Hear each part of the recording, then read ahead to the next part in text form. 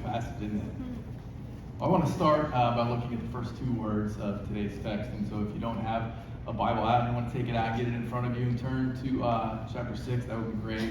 But today's passage starts after this. And the after this, if we go back to last week, is that Jesus has just schooled a bunch of Pharisees, right? And so in our text, last week, Jesus testified to himself in the most gospel-centered way as he patiently and categorically presented to the religious teachers a three-pronged discourse that pointed to his own divinity. And so if we just zoom out for a second to see what's played out over the last couple of chapters, Jesus has healed the official's son. He heals the invalid of 38 years, and he does so on the Sabbath. And then he immediately witnesses to his own authority to the Pharisees, who wordlessly listened. And then what does he do next today but two more signs? The feeding of the 5,000 and walking on water. And so I mentioned a couple of weeks ago that signs, they point to something greater, that they point to something beyond themselves. And if you look at the end of John chapter 20, this is as John's gospel is winding down, he writes this. Now Jesus did many other signs in the presence of the disciples, which are not written in this book. But these are written so that you may believe that Jesus is the Christ, the Son of God, and that by believing you may have life in his name. And so as we look at today's text, my hope is to dial in to who Jesus is and why he came. Or as the subheading of chapter 20 reads, the purpose of this book. So with that, I'm going to look at the next three words of the text, which is Jesus went away. And I love those words, right? Everybody has their bias or their leaning toward the way that they read the Bible. And mine, as you know or you will soon know, is phrases like this that stress the importance of resting or retreating or renewing, where Jesus finishes a significant event and the first thing he does is to just get away.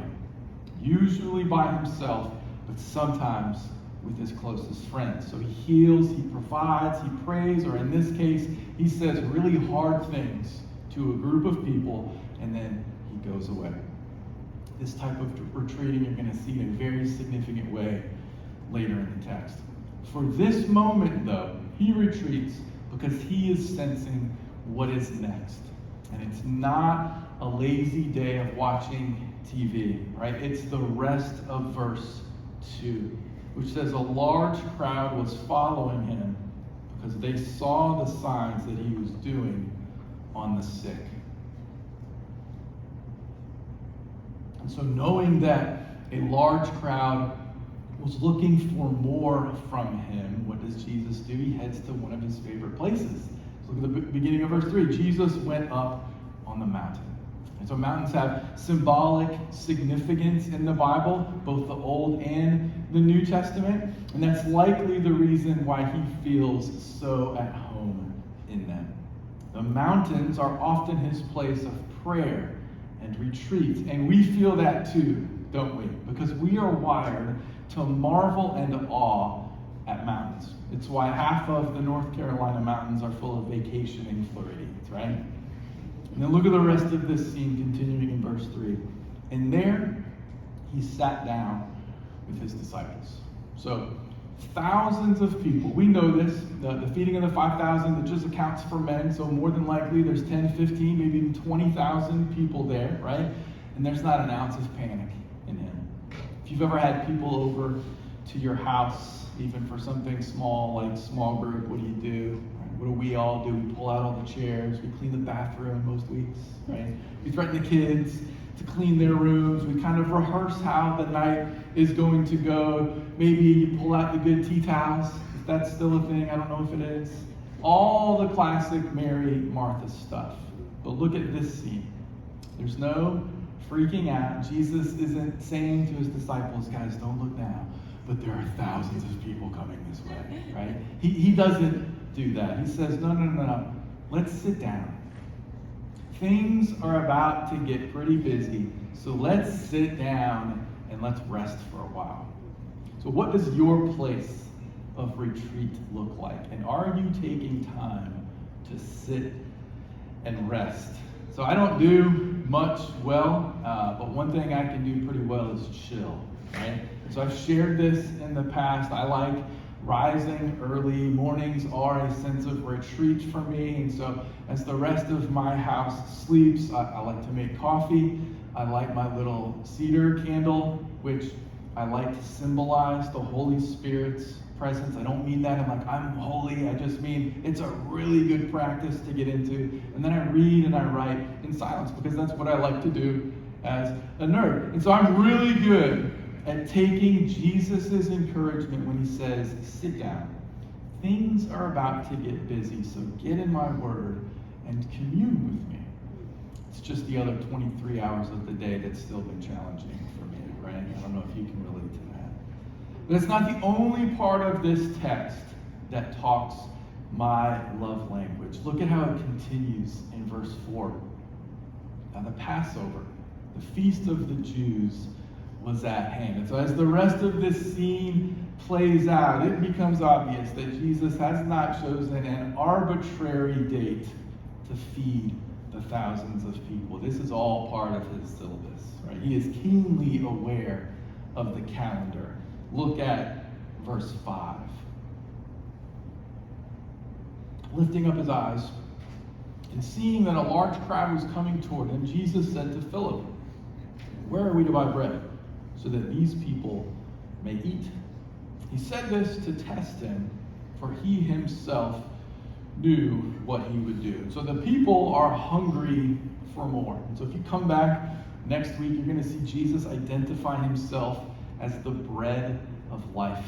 He's going to say that whoever comes to him shall no longer hunger. And so I wish this section was called Jesus Feeds the Appetizers, right? Because while the food is good, right, what Jesus is really inviting them into is something far greater than an afternoon meal. And so come back next week so we can unpack that together. But back to the point of this particular section. It was Passover. And that's a celebration that remembers and celebrates when God delivered his people out of 400 years of slavery. And it's a time when he led them into the wilderness and supernaturally fed all of his people with manna.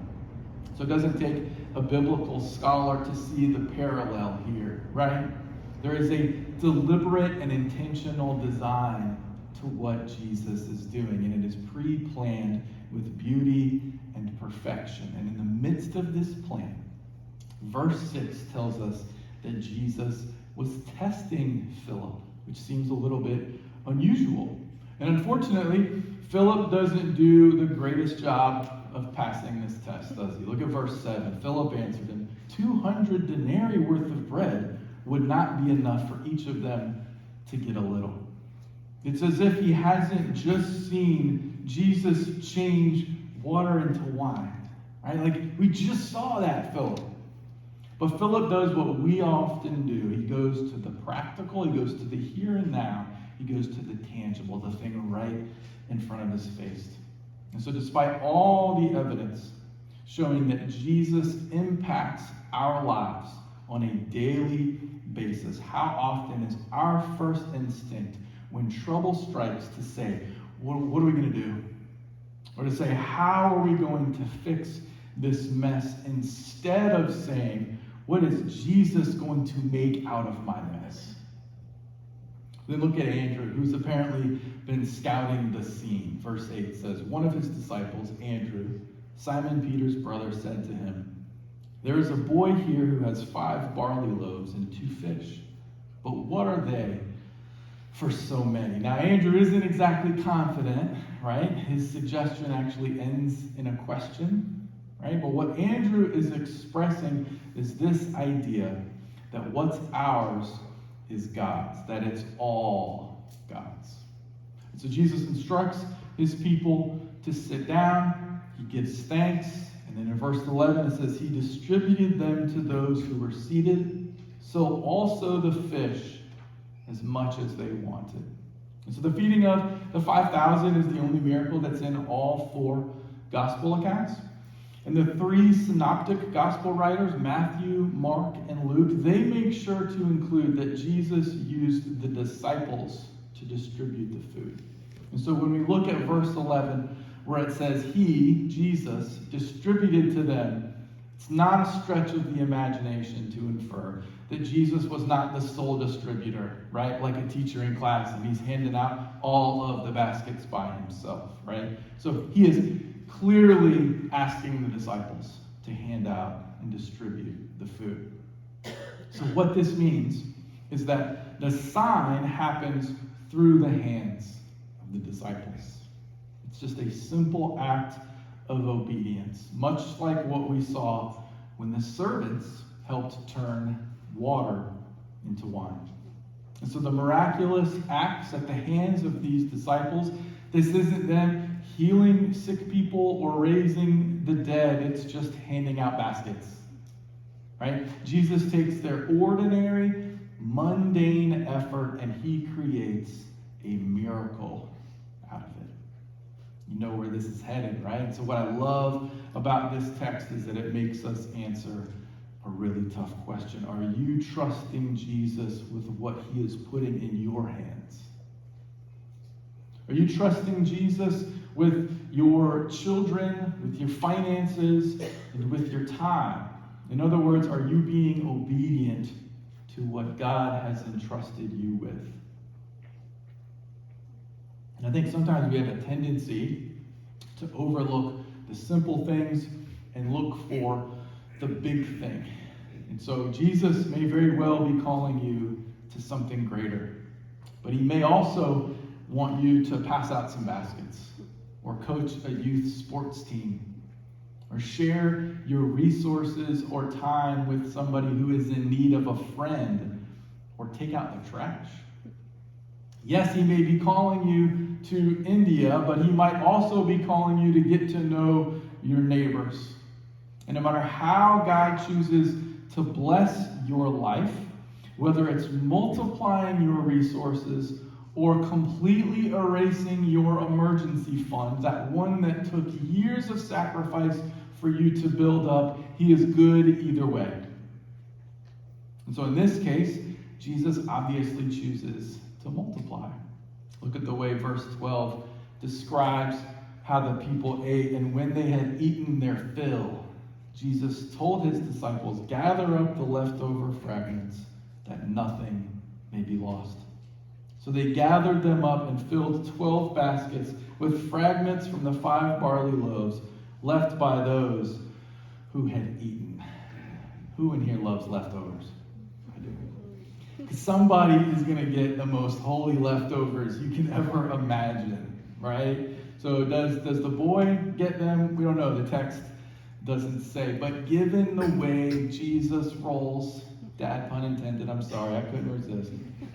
You have to think he had someone in mind to bless those 12 baskets with, right? So what is Jesus giving these folks? We have thousands of people with full minds, with full hearts, and full bellies. Have you ever had a Sunday like that?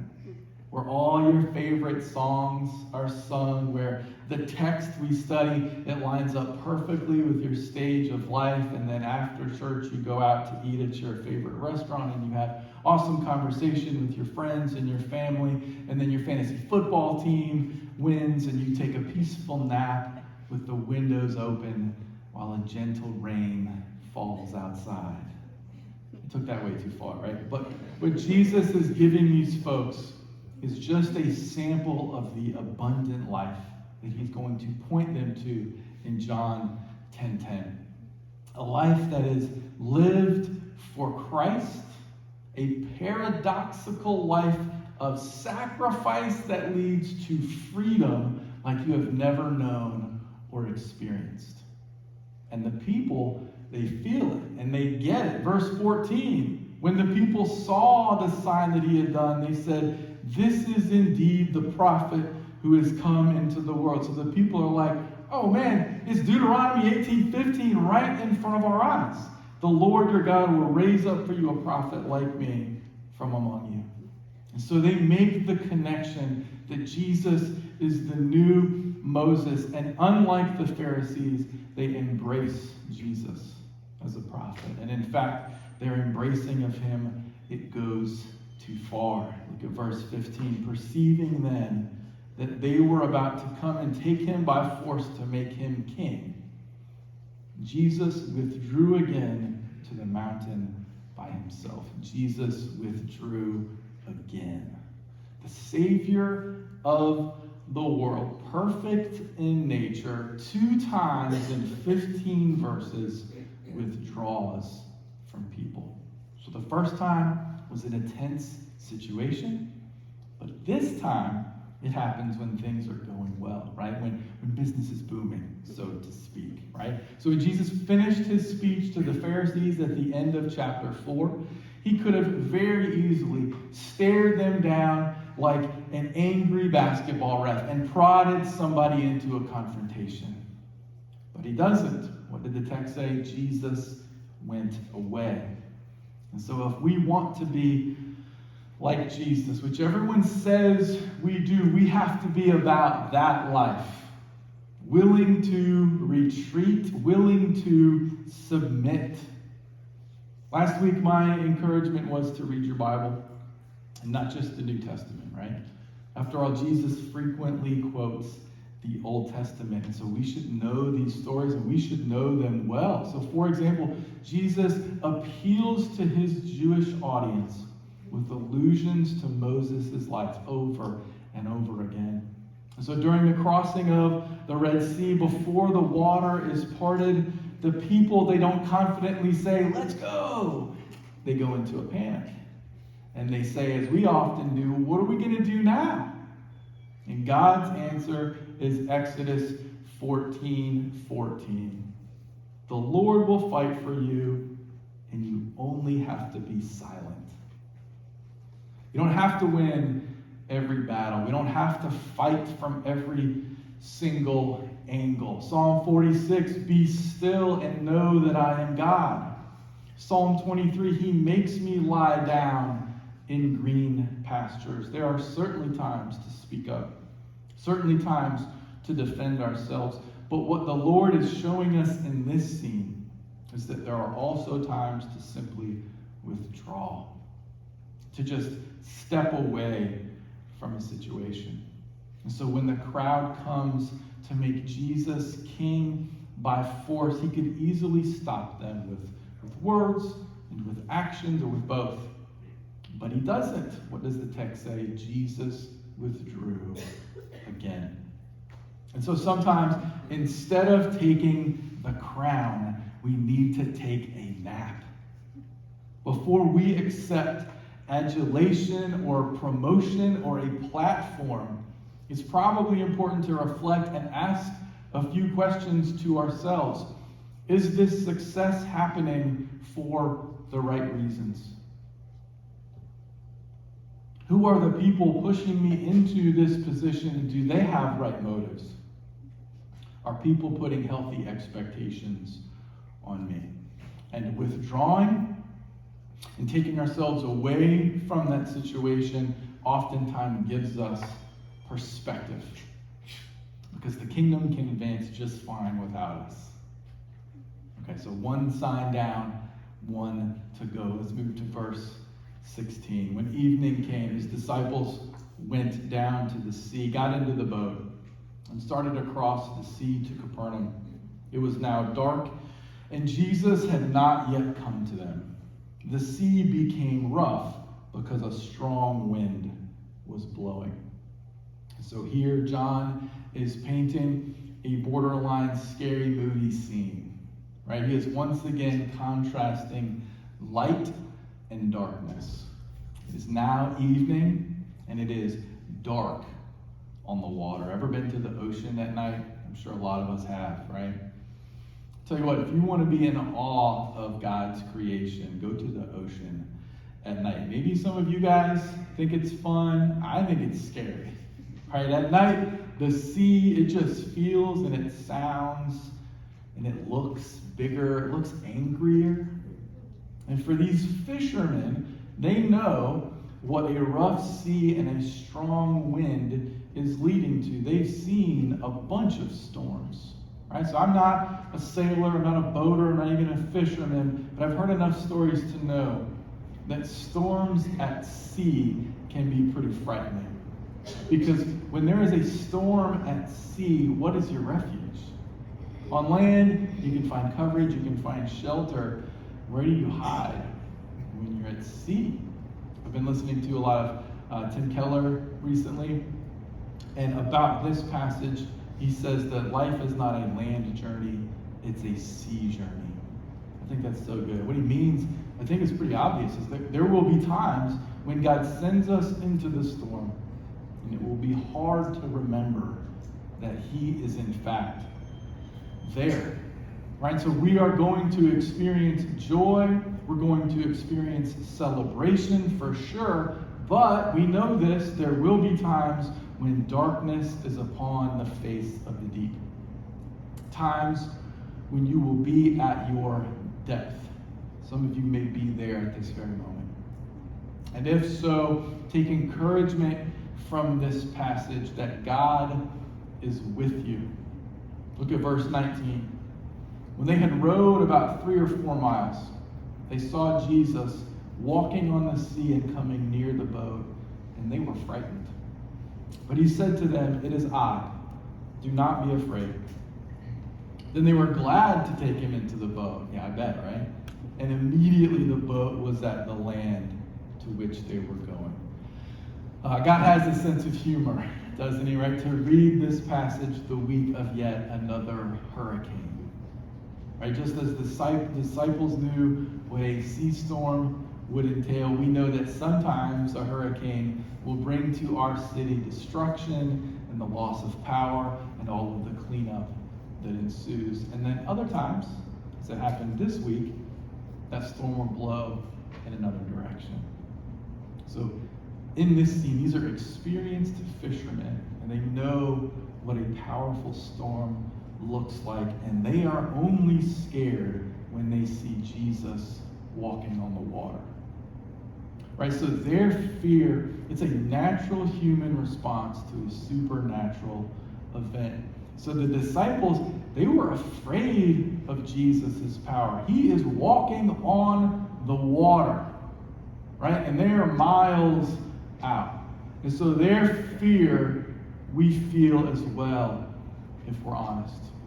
Businessmen are afraid. Professional athletes are afraid. Teachers are afraid. Doctors and bartenders and police officers are afraid. Pastors are afraid. And that's okay, but we don't have to stay that way. Because as this scene shows us, the light of the world breaks into our darkness and says, "Take heart, I am here."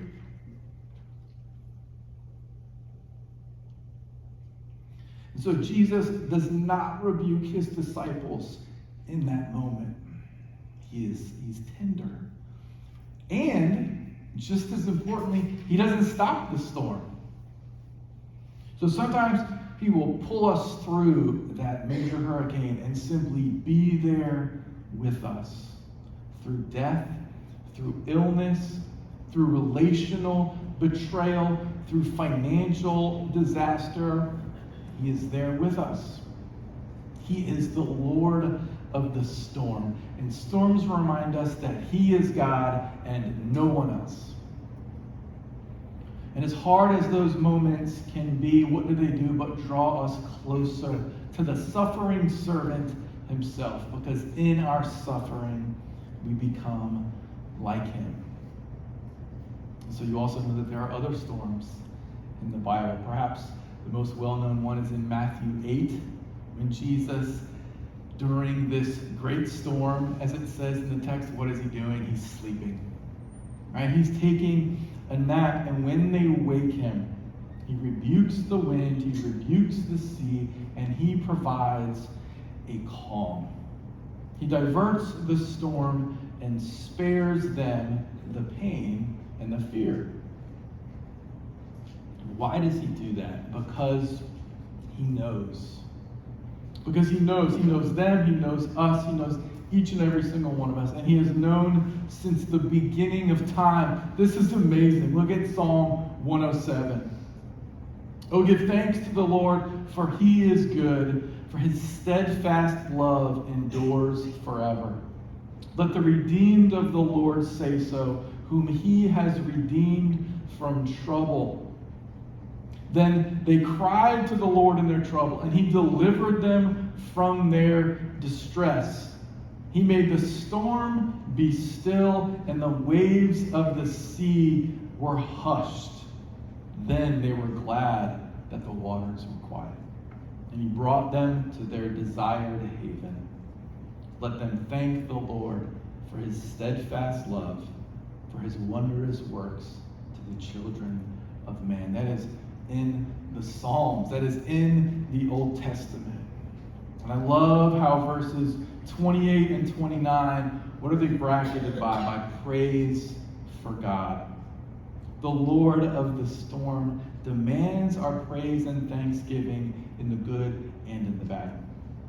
And so we don't put conditions on our love for God, right? We don't thank him when things are good and then scold him when things are bad. And if we are saying to God, I'll do X if I can receive Y, then that's not obedience. That's not living in obedience to the Lord. That's using God. That's the Jewish people making Jesus an earthly king for their benefit. And the King of Kings doesn't want our earthly crowns. He wants our lives. 365 times in the Bible, we are told to not be afraid. Jesus says to each one of us, that terrible thing on the horizon, that awful thing in front of you, take heart because I am with you. No matter where you find yourself today, the darkness around you will be pierced by the light of the world, Jesus Christ. And you can trust in that, and you can bank on that every single time. In the beginning was the Word, and the Word was with God, and the Word was God. He was in the beginning with God. All things were made through him, and without him was not anything made that was made. In him was life, and the life was the light of men. And you know this last line, the light shines in the darkness, and the darkness has not overcome it. Would you pray with me, please?